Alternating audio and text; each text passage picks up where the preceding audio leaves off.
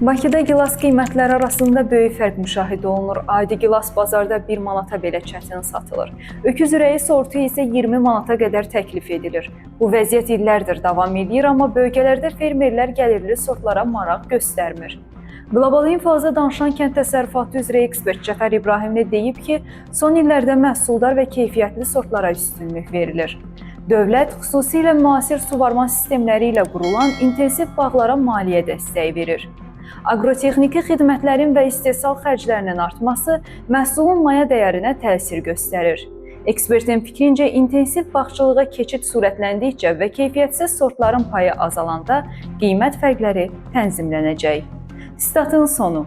Əziz izləyicilər, xəbərlərdən məlumat almaq üçün kanalımıza abunə ola bilərsiniz.